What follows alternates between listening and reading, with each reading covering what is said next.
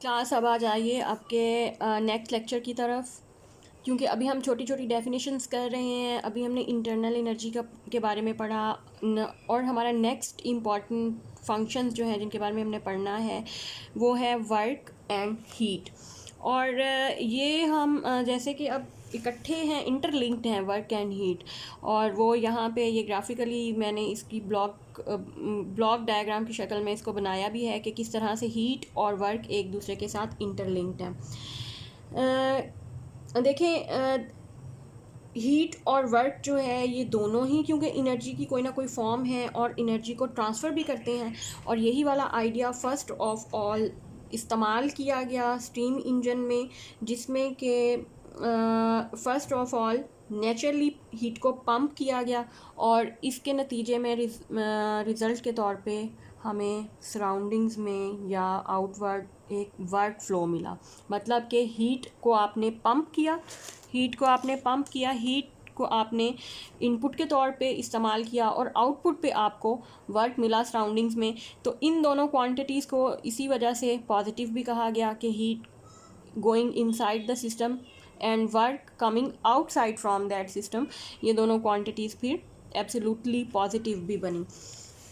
तो इससे क्या हुआ कि हमने कोई भी ऐसा सिस्टम लिया जिसमें हम हीट यूटिलाइज़ कर सकते हैं, हीट पंप कर सकते हैं और उसके रिज़ल्ट के तौर पे सराउंडिंग्स में कोई भी पॉजिटिव वर्क हमें मिल सकता है।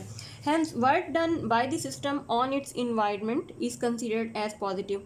अच्छा, ये केस नहीं है अगर हम इनके साइंस रिवर्स कर दें, मतलब हीट जो है अगर ये दोनों साइन रिवर्स कर दें तो वर्क भी नेगेटिव हो जाएगा, हीट भी नेगेटिव हो जाएगी। मतलब ये कि हीट सिस्टम के अंदर ना जा रही हो बल्कि सिस्टम से बाहर आ रही हो, तब हम उसको नेगेटिव लेंगे। ये कन्वेंशनल के तौर पर भी इस्तेमाल होता है, कन्वेंशंस भी हैं sign conventions.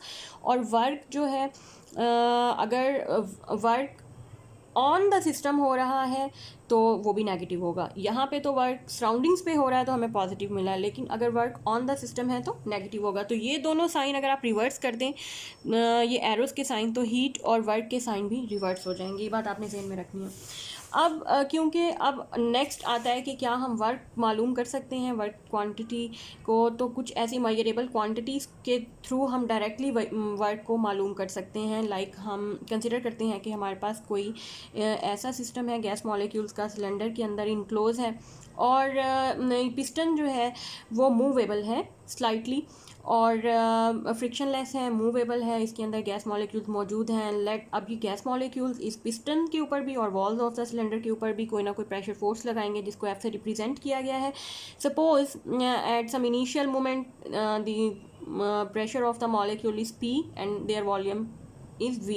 After some time the gas is expanding. Gas slowly expand हो रही है, थोड़े से अरसे के बाद गैस एक्सपेंड हो जाएगी। तो अब ये क्योंकि पिस्टन फ्रिक्शनलेस था तो अब देखिए थोड़ा सा अपवर्ड मूव हो गया यहाँ से, और ये अपवर्ड डिस्टेंस जो है डेल्टा वाई से मैंने डिनोट किया हुआ है। हम यहाँ उसको डेल्टा वाई से डिनोट करेंगे और जो वॉल्यूम चेंज आया है वो definitely V plus delta V होगा। अब क्योंकि our intention is to calculate the work from these calculations, so हमें पता है, we know that work is equal to force into displacement. अब फोर्स जितनी लगी होगी, प्रेशर फोर्स वो एफ है और जितना डिस्प्लेसमेंट कवर हुआ दैट इज़ डेल्टा वाई। अब यहाँ पे हम क्या करेंगे, ये फोर्स क्योंकि प्रेशर फोर्स है और प्रेशर फोर्स किसके बराबर होती है, we know that pressure is equal to force per unit area and that can be written as force is equal to P A. Force की वैल्यू मैं पुट करूँगी P A and delta Y आ जाएगा। अच्छा, अब P को हम वैसे ही लिखेंगे और ये ए और delta Y, A area of the piston and delta Y जितना डिस्टेंस पिस्टन ने कवर किया।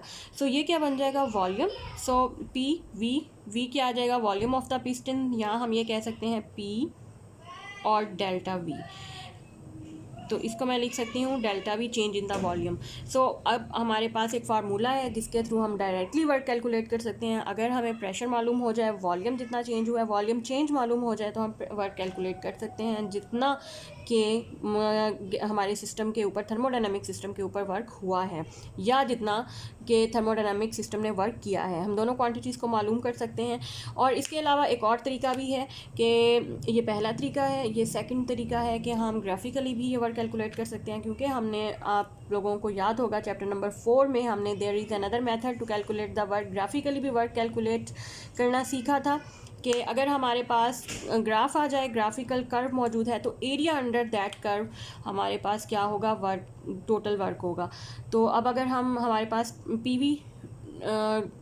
पीवी डायग्राम हो जिसमें प्रेशर और वॉल्यूम को डिस्क्राइब किया गया हो, तो ये कांस्टेंट प्रेशर कर्व है, प्रेशर चेंज नहीं हो रहा एट, अगर फॉर एग्जांपल प्रेशर यहाँ पर है P1, तो ये throughout the path P1 ही रहेगा। और लेकिन वॉल्यूम चेंज है through from V1 to V2, volume change है डेल्टा V। तो वर्क हम कैसे कैलकुलेट कर सकते हैं, हम प्रेशर लेंगे that is equal to P और डेल्टा V चेंज लेंगे, तो यही हमारे पास वर्क आ जाएगा, that is the area under the curve enclosed. तो अब हमारे पास कितनी क्वांटिटीज़ हो गई, 3 क्वांटिटीज़ हो गई। Internal energy, what is the internal energy of A thermodynamic system, work क्या है, हीट क्या है, 3 चीज़ों को हमने स्टडी कर लिया है और ये तीनों चीज़ें ही इस्तेमाल होंगी हमारे नेक्स्ट टॉपिक में। So stay tuned.